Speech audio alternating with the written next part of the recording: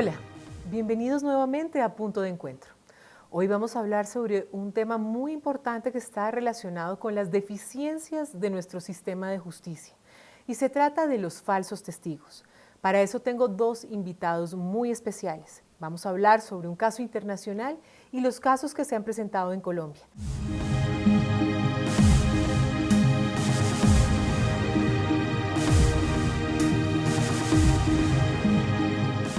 Antonieta, es un placer tenerte en mi programa y por favor cuéntanos un poco por lo que has tenido que padecer con relación a este tema de falsos testigos que son construidos desde el Estado, que es un fenómeno particularmente angustiante. Recordando desde el inicio de este proceso, el 12 de febrero del 2014, la fecha de entrega de Leopoldo, mi hijo, el 18 de febrero, luego el juicio que empieza el 23 de julio, desde ese día, desde el primer día, nos dimos cuenta que era todo una falacia, era toda una mentira.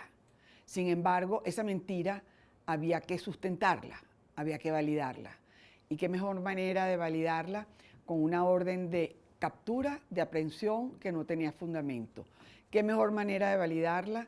Con un juicio injusto, con un juicio sin testigos por parte de la defensa, un juicio sin pruebas por parte de la defensa. Por el otro lado, un juicio con 108 testigos del Ministerio Público.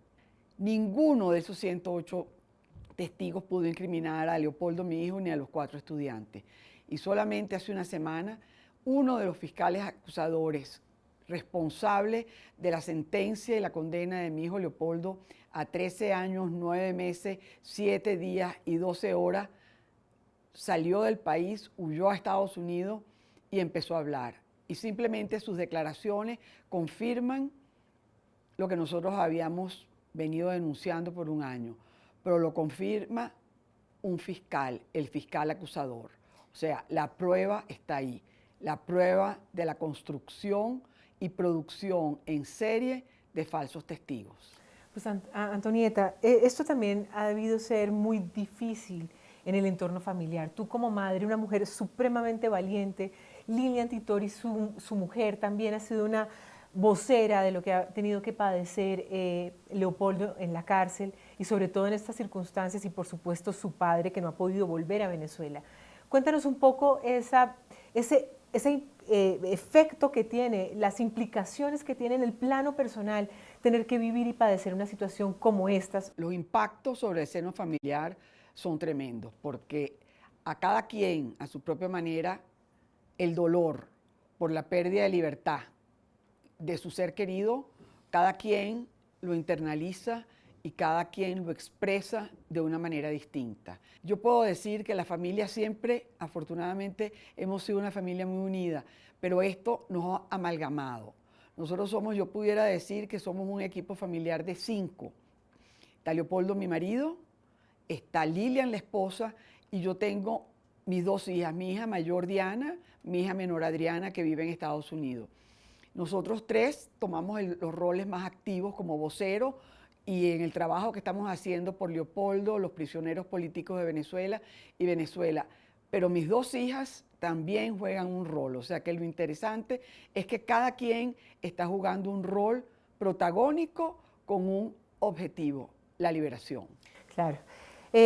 Doctor Gustavo Moreno, usted ha hecho una investigación muy interesante sobre falsos testigos en Colombia. Vemos el drama que se vive en Venezuela, ya sabemos que esto es construido, digamos, desde el Estado, pero en Colombia pasan fenómenos similares en términos de la construcción de un falso testimonio alrededor del buen nombre y el prestigio de ciertos individuos. Cuéntenos un poco sobre esa investigación que además usted construye dirigiéndose hacia la aseveración de que hay un cartel de falsos testigos. La mentira, Marcela, es tan vieja como la humanidad. El falso testimonio como tal ha existido siempre. Esto no es nuevo.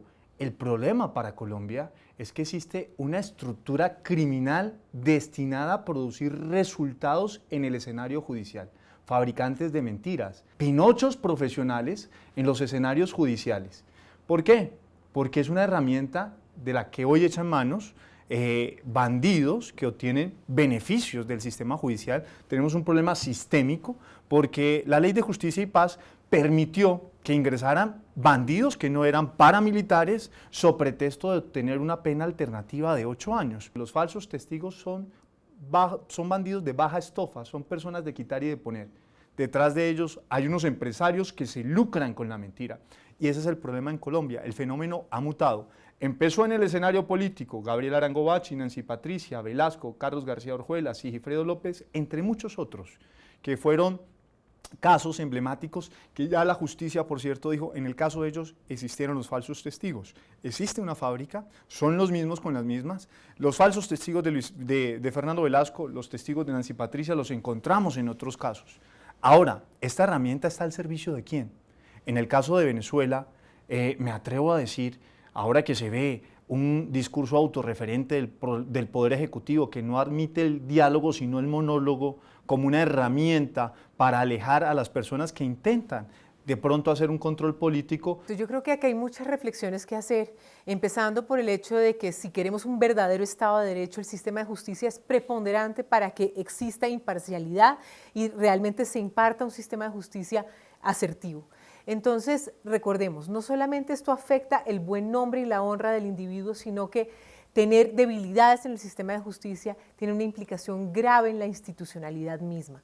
Entonces, poner estos temas sobre la mesa, hablarlos abiertamente es importantísimo porque falta mucho trecho por recorrer en ese proceso de fortalecimiento de nuestras instituciones. Muchas gracias y hasta la próxima en Punto de Encuentro.